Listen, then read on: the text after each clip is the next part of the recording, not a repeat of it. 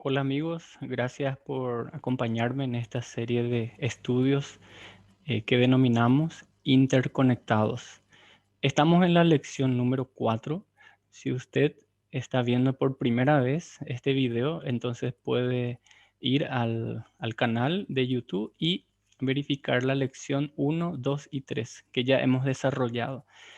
Quiero nombrar para que tengamos ese hilo de lo que venimos desarrollando, cuáles fueron las primeras lecciones. En la lección 1 hemos estudiado los orígenes de las instituciones divinas, es decir, lo que Dios ha establecido como norma, como regla. En la lección 2 hemos visto un contraste, la cosmovisión pagana, es decir, lo opuesto a lo que la Biblia enseña. En la lección 3 hemos visto las consecuencias del pecado, las consecuencias de la caída. Y en esta lección número 4 estamos estudiando tres respuestas que los propios cristianos dan ante la creación, ante todo lo que estamos viendo, ¿verdad? Entonces, continuamos la lección número 4 que tiene que ver justamente cómo respondemos ante esta postura, vamos a decir, o si es bíblica o si es la evolución, cuál tiene la razón. Entonces ya hemos visto la primera respuesta en las personas o cristianos que consideran que la ciencia está por encima de la Biblia. Y hoy vamos a ver aquellos quienes consideran de igual importancia con el mismo valor tanto la ciencia como la Biblia. ¿Cuál será su postura? ¿Qué cree usted? Bueno, vamos a analizar entonces estas respuestas que los propios cristianos dan ante la creación, el universo, la vida. ¿Y quién tiene la razón? ¿Tiene razón la palabra de Dios? ¿Tiene razón el sistema educativo que considera la Biblia como un relato más bien de cuentos o mitos y que presenta la evolución como verdad? Hay tres respuestas que los propios cristianos dan ante esta pregunta. La primera es renunciar a la verdad bíblica, priorizando la ciencia sobre la Biblia, ¿verdad? Y hoy vamos a desarrollar el segundo, es decir, la segunda respuesta que los propios feligreses dan eh, a esto, ¿verdad? ¿Y en qué sentido? A aquellos quienes acomodan y reinterpretan la verdad, es decir, dando de igual importancia la ciencia que la Biblia. Y finalmente, en otra lección, vamos a desarrollar el punto 3. Ok, entonces hoy vamos a desarrollar eh, para aquellos creyentes que dicen que creen en Dios, pero de igual manera la ciencia es verdad.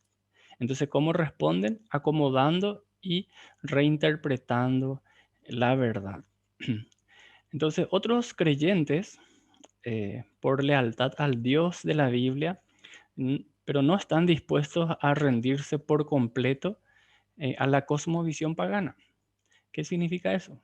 Que creen que Dios se revela a sí mismo tanto a través de las escrituras, y cuando digo las escrituras me refiero a la Biblia, ¿verdad?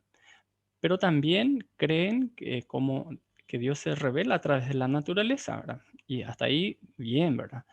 Por eso piensan que el Génesis, pero también le agregan la ciencia evolutiva, entre comillas, encajan entre sí sin problemas. Creen que la Biblia no está equivocada, pero sin embargo, también creen que la ciencia nunca se equivoca. Entonces, ¿qué pasa? ¿Qué pasa cuando la Biblia habla de eventos sobrenaturales, ¿verdad? ¿Qué pasa cuando la Biblia eh, dice una cosa y la ciencia dice otra? ¿Qué pasa cuando la ciencia dice una cosa distinta a lo que la Biblia dice? Entonces, como respuesta, eh, intentan moldear las verdades de la Biblia para hacer que encaje con la verdad, entre comillas, de la ciencia o que se acomode a esta. Y lo hacen reinterpretando las escrituras. Es decir, La ciencia nunca se equivoca. Si existen algunas contradicciones entre la Biblia y la ciencia, entonces debemos haber malinterpretado la Biblia. Entonces necesitamos reinterpretar la Biblia. Los que responden considerando que la ciencia y la Biblia no se contradicen nunca, ¿verdad? Bueno, para hacer que las verdades de la Biblia encajen en esa ciencia, las personas reinterpretan el significado de las palabras y los hechos en la Biblia para que se mezclen armoniosamente con los así llamados hechos científicos. Esto significa que cambian la interpretación normal del Génesis. Se apartan de la forma como lo entendían los cristianos desde los tiempos de la iglesia primitiva. El resultado es que las claras palabras de las escrituras se han vuelto muy confusas. Este enfoque era practicado por feligreses o creyentes en el siglo XVIII y sigue siendo muy popular hoy en día. Acomodar y reinterpretar la verdad, ¿verdad? El problema es que esta ciencia moderna fue aceptada sin crítica. Eso lo hemos visto en la lección anterior, cuando anteriormente en la escuela se enseñaba ciencias, matemáticas, en materias, pero no se les enseñaba a las personas a cuestionar las ideas de cómo es posible. ¿Será que eso se puede llevar al proceso científico realmente y se aplica eso? Simplemente aceptaban sin críticas, ¿verdad? No se considera la posibilidad de que la ciencia puede ser incorrecta, que los datos pueden haber sido interpretados erróneamente, ¿verdad? O mal interpretados, ¿verdad?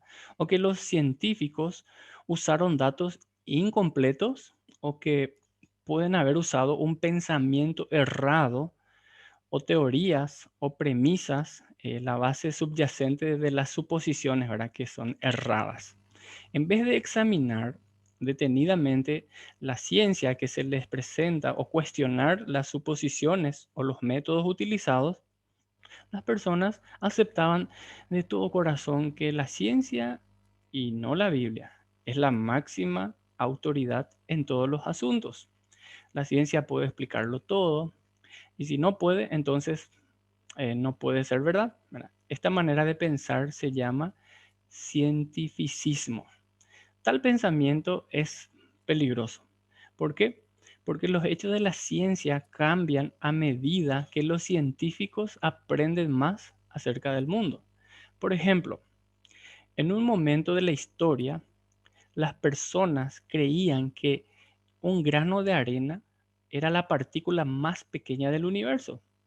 Más adelante, los científicos estaban muy seguros de que el protón era la partícula más pequeña, hasta que otros científicos descubrieron más adelante que los quarks eran partículas incluso más pequeñas.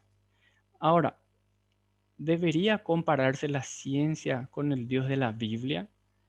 ¿Acaso los dos nunca se equivocan? A ver, vamos a continuar analizando y siempre las ilustraciones nos ayudan a comprender mejor lo que vamos desarrollando, ¿verdad? Cuando teorías tales como la evolución se agrupan bajo la etiqueta de, entre comillas, ¿verdad?, ciencia moderna, los problemas se complican todavía más.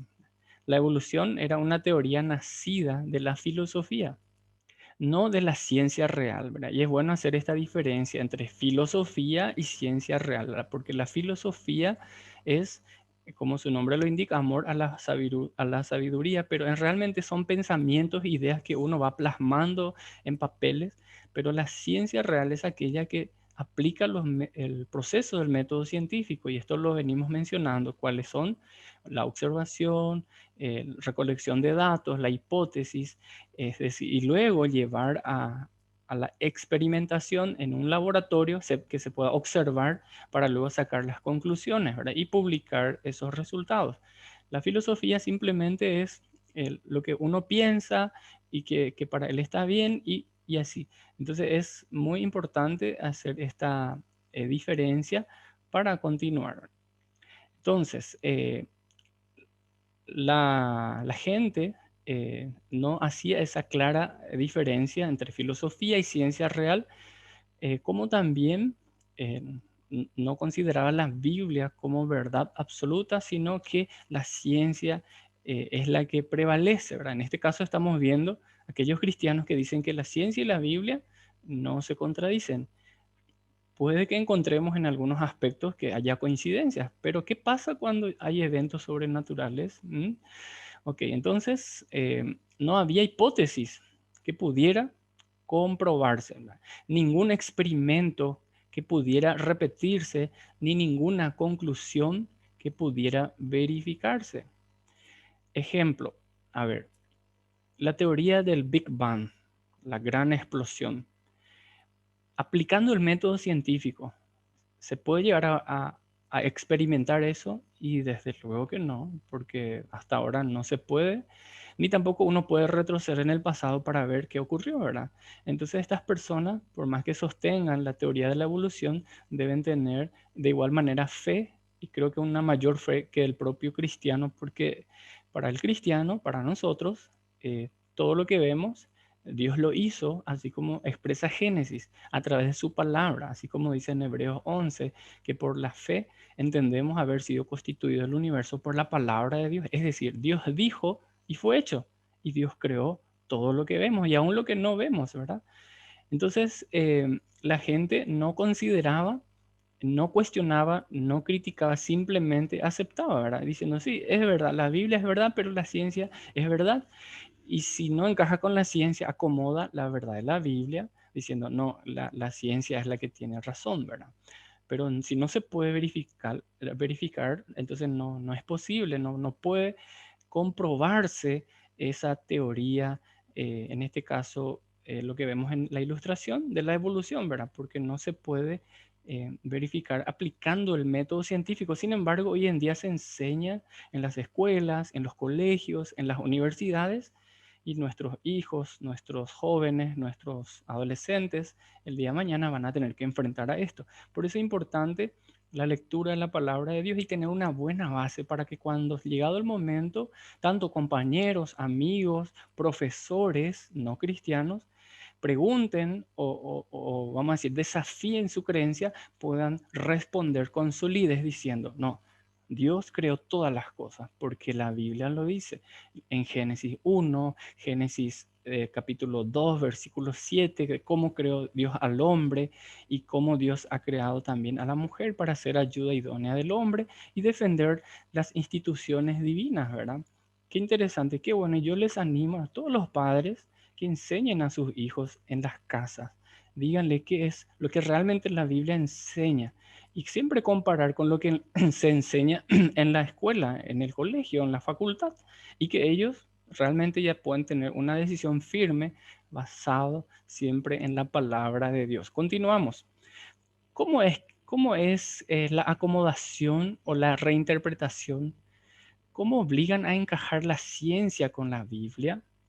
En el caso del libro de Génesis y la evolución, una cuestión clave es el problema del tiempo. Si seguimos detenidamente, vamos a observar esto, ¿sí? Porque la ilustración nos ayuda a comprender mejor el contenido que estamos desarrollando. Si, si seguimos detenidamente la cronología de la Biblia o de los eventos históricos, podemos calcular que la edad de la Tierra es aproximadamente 6.000 años. Van aproximadamente 2.000 años antes, desde Adán hasta Abraham, ¿verdad? 2.000 años desde Abraham hasta Cristo y 2.000 años desde Cristo hasta la actualidad, ¿verdad? Que estamos en el año 2020. Sin embargo, vemos en Discovery, en documentales sobre la ciencia mencionando millones, millones y millones de años, ¿verdad? Escuchamos que la evolución necesita millones y millones de años. Por tanto, a las escrituras debe añadirse tiempo suficiente para permitir que suceda la evolución, ¿verdad? Veamos tres ejemplos, tres ejemplos. El ejemplo número uno. las lagunas en la genealogía bíblica de Adán. Vamos a mencionar esto. Las personas que acomodan la Biblia de acuerdo a la ciencia, ¿verdad? Podemos decir los acomodacionistas, ¿verdad? Estas personas afirman que en la genealogía de Adán faltan años o que hay lagunas. De hecho, estas lagunas podrían representar cientos y miles de años, quizás incluso millones. Y aquí, como lo estamos observando, ¿verdad? Eh, en, este, en esta línea de tiempo que nos presenta, ¿verdad? Vamos a ver el ejemplo número 2, la teoría de las lagunas. Dice que entre Génesis 1.1 y Génesis 1.2 hay una gran laguna de tiempo que podría ser cientos de miles o incluso millones de años. ¿Qué dice Génesis 1.1? En el principio Dios creó los cielos y la tierra. Y Génesis 1.2 dice, la tierra estaba desordenada y vacía y el Espíritu de Jehová se movía sobre la faz de la tierra, ¿verdad? Y dicen los que acomodan la Biblia a la ciencia que entre estos dos versículos hay cientos de miles e incluso millones de años. Eh, y vemos acá que en ese lapso de tiempo también aparece en la escena en Adán y Eva y este, las personas dicen que no fueron días, no fue primer día ni segundo día, sino que fueron miles de años, miles de años. Vamos a ver el ejemplo número 3, ¿verdad? La reinterpretación de la palabra días, justamente, ¿verdad? Lo que estamos mencionando. En el relato de la creación, la Biblia dice que el mundo fue creado ¿en cuántos días? En 6 días, ¿verdad? La teoría de la evolución dice que se tardaron días, no, semanas, no, meses, no, años, no, millones, millones de años, hasta llegar al mundo que conocemos hoy, con el fin de combinar estas dos ideas diferentes. Las personas que acomodan la Biblia a la ciencia cambiaron el significado de la palabra día para que significara era, ¿verdad? Toda una era. Podía significar miles de años o millones de años. Si 6 días significan 6 millones de años o 6 periodos de millones tras millones de años, entonces se puede decir que el relato de la creación es verdad y que la evolución es verdad. ¿Están entendiendo la idea? Los que acomodan dicen, no, la Biblia es verdad, pero la ciencia es verdad. Entonces están tratando de acomodar, no aceptando la creación en 6 días, sino en millones de años. Entonces se puede decir que el relato de la creación es verdad, como también la evolución es verdad. Lo único que tuvieron que hacer fue cambiar la definición de la palabra día. Ahora, cuando la Biblia dice días, se refiere a días, ¿verdad? Y cuando dice a miles, se refiere a miles, pero no menciona millones de años, se refiere a días. Entonces, ¿quién tiene la razón? Actualmente hay muchos libros y recursos que defienden y apoyan los enfoques de la acomodación y que la renuncia a la verdad, es decir, decir que la Biblia no dice la verdad, sino que la ciencia, como vimos en la respuesta anterior, y son respuestas que dan los propios cristianos, ¿verdad? Entonces, ¿tienen ellos razón? ¿Qué debemos creer nosotros? ¿Qué dice la Biblia? ¿En qué creemos, hermanos? Bueno, vamos a ver algunos problemas con los modelos de la renuncia y la acomodación. Vamos a ver. Esta lección no profundiza mucho en comparar lo que dice la Biblia con los que creen las personas que renuncian a la verdad o que la acomodan o la reinterpretan. Sin embargo, sería útil fijarse en ciertas verdades que encontramos en la Biblia, en la palabra de Dios, en la Escritura. Estos son 6 problemas de incompatibilidad entre la enseñanza bíblica y estas opiniones para que reflexionemos acerca de ellos. Bueno, son 6. Vamos a avanzar rápidamente, ¿verdad? El problema de la muerte. El problema de la muerte antes de la caída. Algunas personas que quieren mezclar la teoría de la evolución con el relato de la creación intentan trabajar en los millones de años de Génesis 1. Si hacemos eso, significa que antes de que se produjera la caída en el jardín del Edén, tuvo que existir la muerte en todos esos millones de años de evolución. ¿Está siguiendo la explicación? ¿Sí?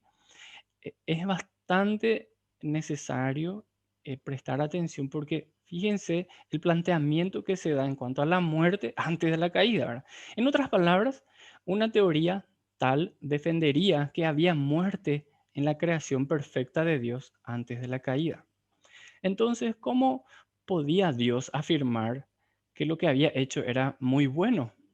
Si las plantas, los animales y las personas ya morían desde mucho antes que el pecado y la maldad entraran al mundo, bueno, en la lección número 2 habíamos visto justamente cómo se introdujo el mal, el pecado, y en la lección 3 las consecuencias del pecado, las consecuencias de la caída, y una de ellas era la muerte, la separación del hombre de Dios, ¿verdad? Una muerte física, pero también una muerte espiritual, ¿verdad?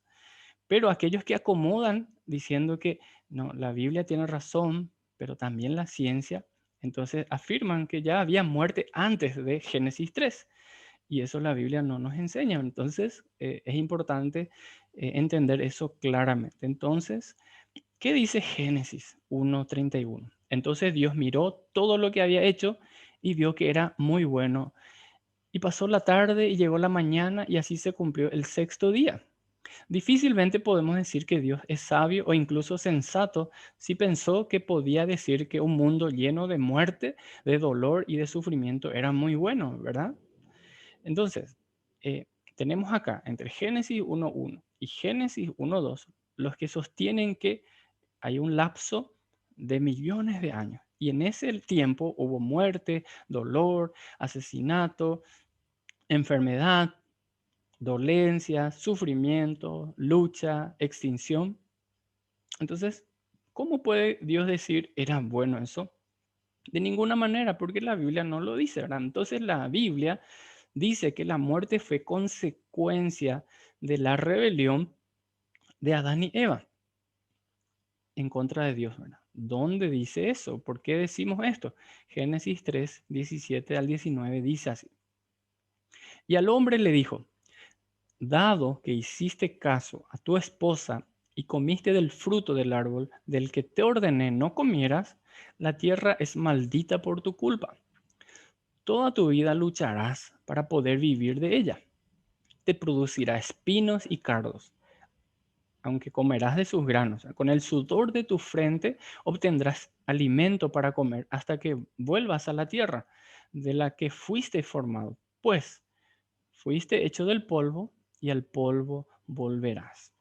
Dios dijo que la muerte había entrado en el mundo como resultado de la rebelión del hombre, ¿verdad? Y como resultado del pecado de Adán, que había hecho caso al diablo y a su esposa Eva, ¿verdad? Romanos 5:12 dice, cuando Adán pecó, el pecado entró en el mundo.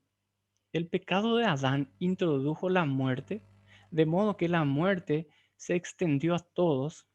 ¿Por qué? Porque todos pecaron. La muerte, la muerte es anormal, al igual que el mal es anormal y no forma parte del plan, del propósito de Dios para un mundo perfecto. Los millones de años de la teoría de la creación no son compatibles con lo que la Biblia dice que ocurrió en el principio. Bueno, este cuadro nos ilustra lo que estamos diciendo, ¿verdad? Que antes de la caída era perfecto y eso era normal. No había dolor, tristeza, no había coronavirus, ¿verdad? No había enfermedad, no había muerte, pero se introdujo en la caída, el pecado, y esto trajo consecuencias y ahí se introdujo enfermedad, muerte y esto no es normal, esto es anormal.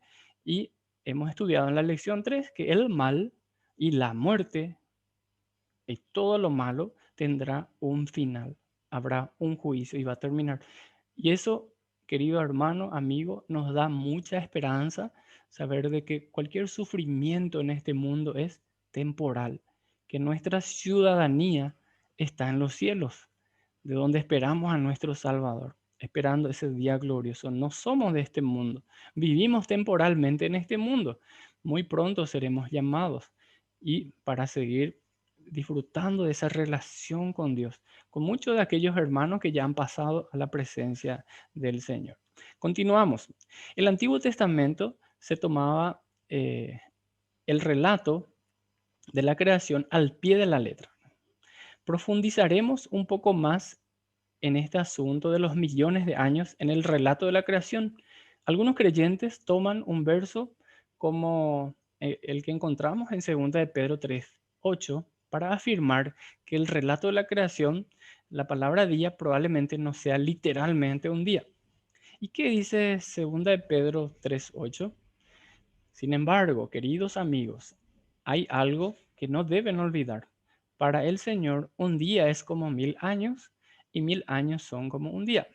Bueno, estos acomodacionistas, le llamamos así, a quienes responden que la Biblia y la ciencia y la Biblia son de igualmente importantes y encajan entre sí, toman este versículo, este texto de 2 de Pedro 3:8 para decir que como 1000 años son como un día para Dios, un día en el relato de la creación podrían ser miles o incluso millones de años. Bueno, vamos a mencionar esta nota importante. Los acomodacionistas han sacado este verso de contexto. Pedro estaba hablando de cuándo regresaría Jesús.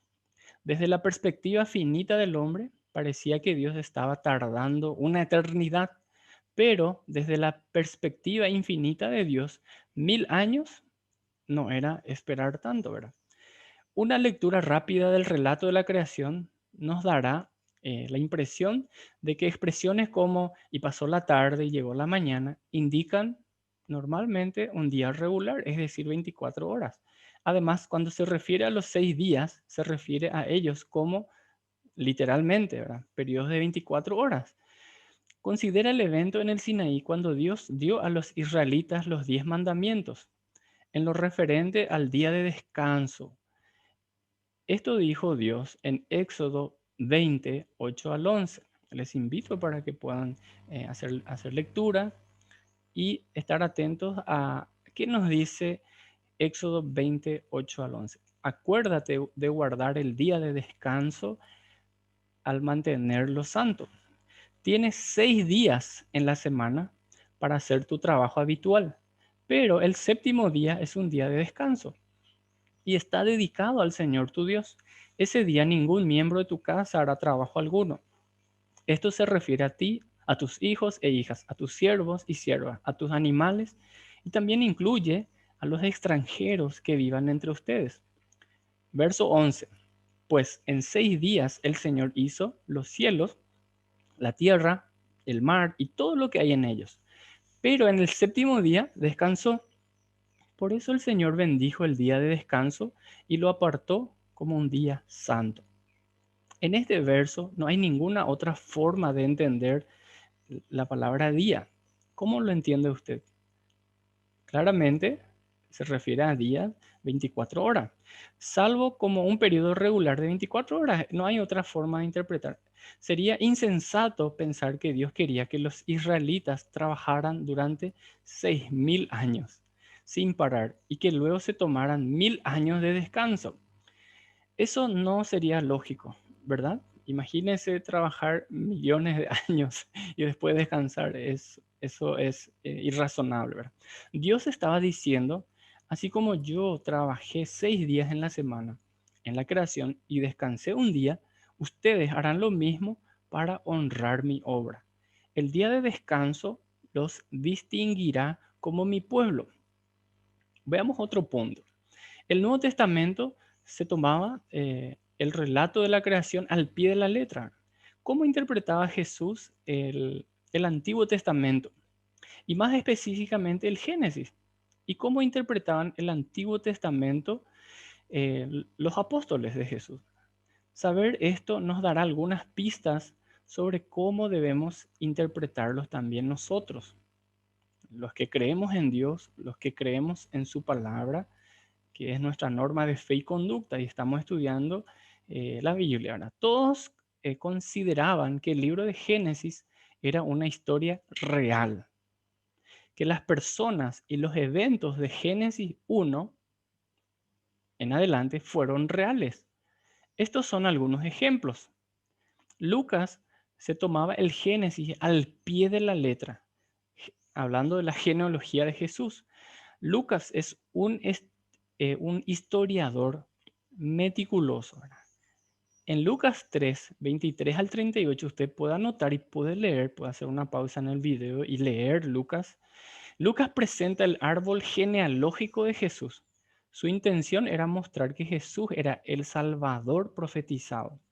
Lucas proporciona una historia de los ancestros de Jesús y concluye con una lista de nombres del Génesis que terminan con Adán como el Hijo de Dios.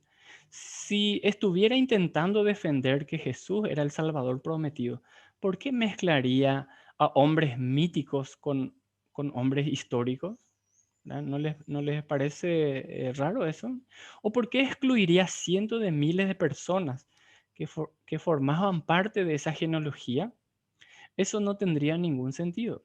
En cambio, Lucas ve toda la lista de hombres en el árbol genealógico como figuras históricas, ¿verdad? Sin olvidar ninguna.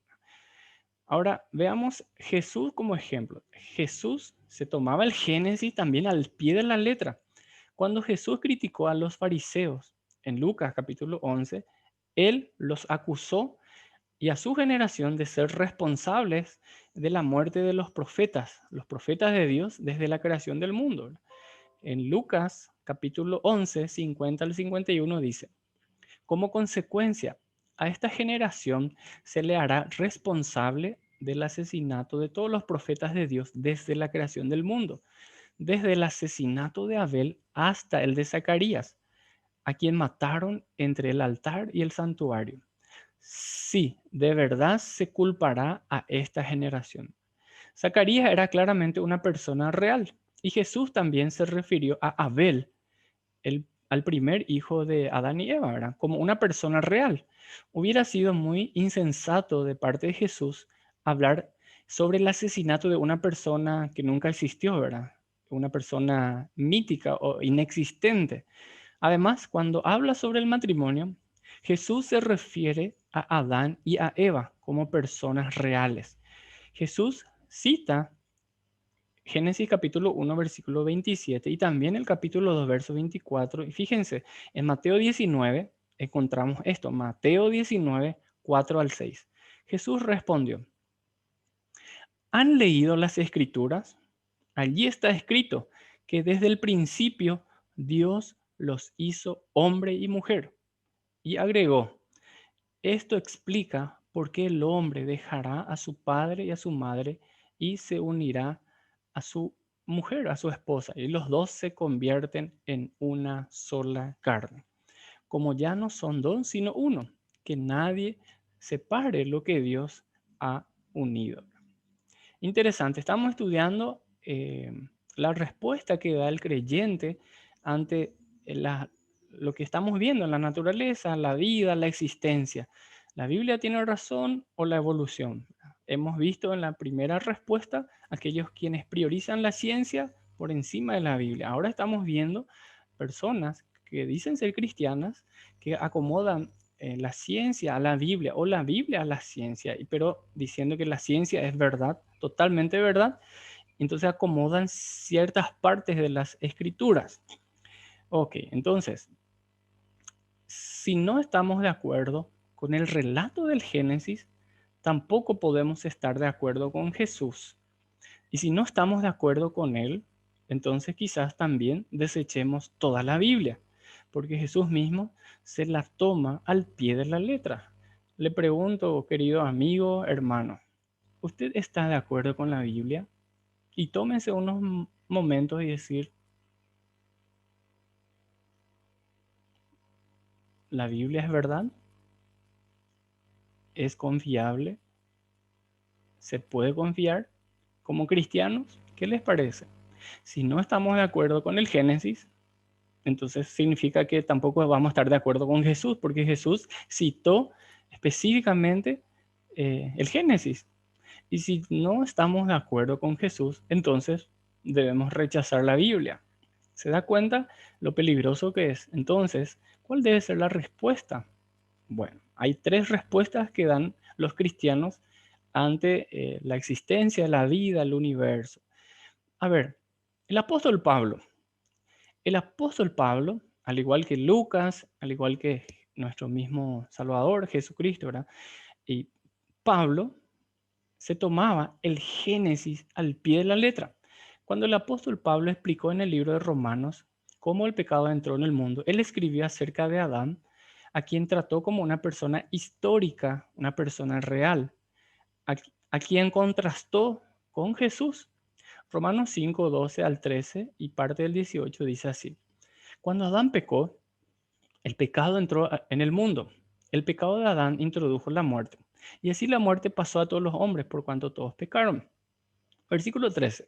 Es cierto, la gente ya pecaba aún antes de que se entregara la ley, porque justamente la ley se ha dado para demostrar que realmente hay pecado, ¿verdad? Y que nadie puede cumplir la ley, ¿verdad?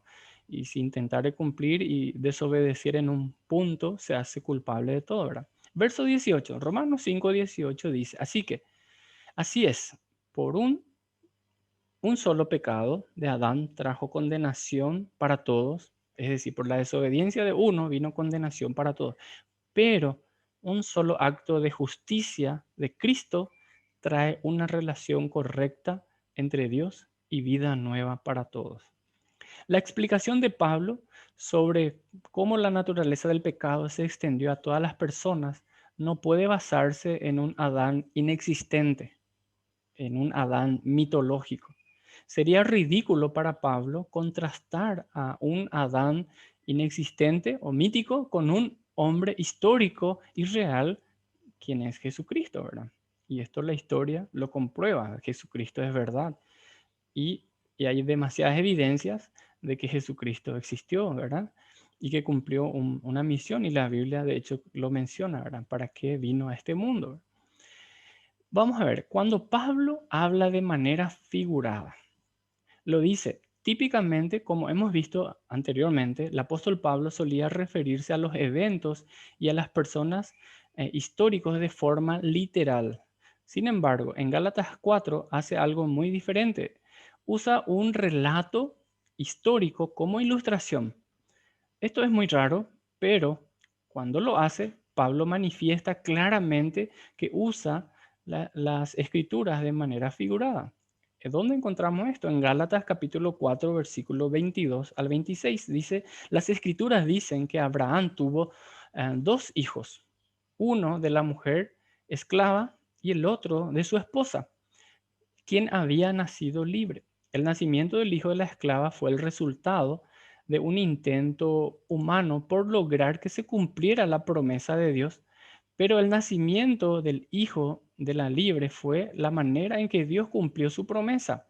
Gálatas capítulo 4, versículo 24 dice, esas dos mujeres son una ilustración de los dos pactos de Dios.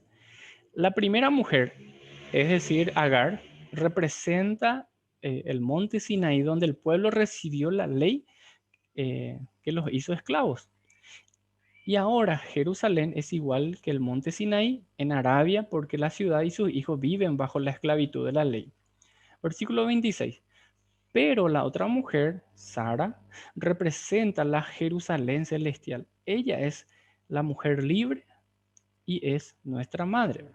Aquí lo observamos mejor, ¿verdad? En la ilustración a medida que vamos explicando. En el verso 24, Pablo dice claramente que está usando estas dos mujeres como ilustración de algo que está a punto de decir. Otras traducciones emplean palabras y expresiones como esto contiene una alegoría.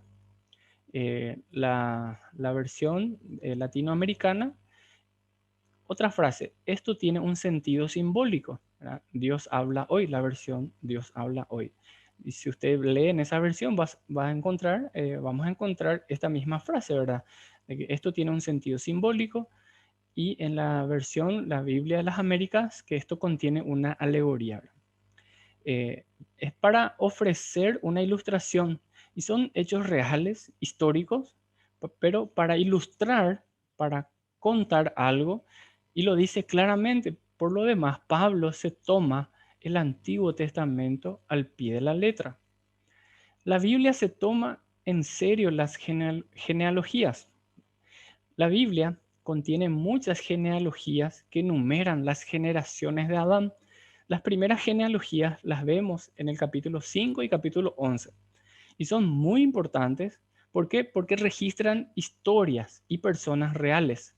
La Biblia usa genealogías para mostrar el devenir de la historia del mundo, los vínculos entre los grupos de personas y las geografías, es decir, los lugares en que vivían estas personas, así como el crecimiento de las familias con el paso del tiempo. ¿Dónde encontramos esto? Génesis capítulo 10, versículo 1 al 32. Podés anotar, leer en otro momento. En estos registros, la edad de los padres se ofrece en el momento del nacimiento de su primogénito. Esto significa que los lectores de la Biblia pueden calcular cuánto tiempo pasó entre cada generación. También nos dice que no hay lagunas entre los nombres.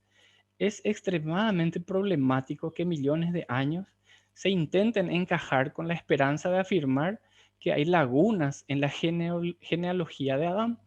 Si fuera verdad, la genealogía de la Biblia sería imprecisa hasta el punto de ser inútil. Ya ni siquiera habría cubierto el 1% de todas las personas. Ahora vamos a ver otro punto importante. El problema de tratar la ciencia y la Biblia como igualmente válidas, ¿verdad? Decir que la palabra de Dios es de igual importante que la ciencia, ¿verdad? Recordemos que la palabra ciencia es como una etiqueta que el mismo enemigo introdujo en el libro de Génesis, en el capítulo 3. Ahora, analicemos esto. En el jardín del Edén, Eva cometió el error de pensar esto, que las palabras de Dios y las palabras de Satanás eran igualmente ciertas, válidas. Eva ignoró la distinción, y esto lo estudiamos en la lección número 1, por eso les recomiendo, si usted no vio ese estudio, lo pueda ver para continuar el desarrollo, ¿verdad? Para tener una mayor comprensión de lo que estamos estudiando, porque estas verdades están entrelazadas, están interconectadas, y así va solidificando, por así decirlo, fortaleciendo nuestra fe.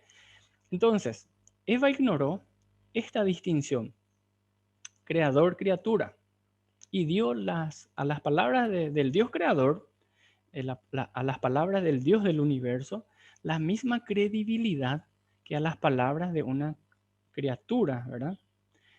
Creada, valga la redundancia. Y se equivocó. Las palabras de Dios no deben ponerse nunca al mismo nivel que las palabras de ningún ser creado. Y obviamente eso constituye a la ciencia también. Asimismo, las teorías del hombre, aun si incluyen la palabra ciencia, no deben tratarse nunca igual que la Biblia, la palabra inspirada del Dios viviente. Tiene que haber esa diferencia. La Biblia habla de que Dios es un Dios creador y nosotros, la naturaleza, somos criatura. Hay una clara diferencia basada en el conocimiento del Dios infinito, distinto en nivel de autoridad. En el nivel 2 vemos la ciencia basada en el conocimiento finito del hombre creado. Esto es lo que el apóstol Pablo dijo sobre la palabra de Dios escrita. Escuchemos. Segunda de Pedro, fíjense, capítulo 1, versículo 20 al 21. Sobre todo, tienen que entender que ninguna profecía de la Escritura jamás surgió de la comprensión personal de los profetas, ni por iniciativa humana. Al contrario, Fue el Espíritu Santo quien impulsó a los profetas y ellos hablaron de parte de Dios. Así pues, los creyentes no deben tratar la ciencia como la máxima autoridad en la vida. No debe considerarse que la ciencia tiene más autoridad eh, que la palabra de Dios. No se puede, está mal. Querido amigo, si usted dice que la ciencia de igual manera tiene importancia que la Biblia, yo le sugiero que analice, que estudie, que investigue. La Biblia es la autoridad, la Biblia es la verdad, es la palabra de Dios, la santa palabra de Dios. Así pues, los creyentes no deben tratar la ciencia como la máxima autoridad, sino la Biblia como la máxima autoridad. Entonces, hemos visto dos respuestas. Primero, renunciar a la verdad, es decir, la ciencia es válida, no la Biblia. La segunda respuesta, acomodar y reinterpretar la Biblia o la verdad para estar de acuerdo. Hay una tercera respuesta y esta tercera respuesta vamos a analizar en el siguiente estudio. Así que hasta aquí llegamos por esta ocasión. Les agradezco mucho el tiempo. La idea es que estos materiales queden disponibles para que luego se puedan compartir quizás con algún amigo, hermano, un familiar, alguna persona que desea estudiar la Biblia, desea estudiar la palabra de Dios. Y estos relatos, estos estudios que son denominados interconectados, facilitan la comprensión con ilustraciones, con citas bíblicas, con explicaciones. Y le agradezco muchísimo si usted comparte estos videos. Existe una lista creada con todos los videos sobre este estudio. Desde ya le agradezco. Espero que el Señor le bendiga, que le guarde y que usted también tenga cuidado con este tema, ¿verdad? De las enfermedades, ser precavidos, ser prudentes y confiar en Dios por sobre todas las cosas. Y que la Biblia sea nuestra norma de fe y de conducta. Que la Biblia sea realmente la palabra de Dios como verdad absoluta y que tiene autoridad sobre su vida, sobre su familia.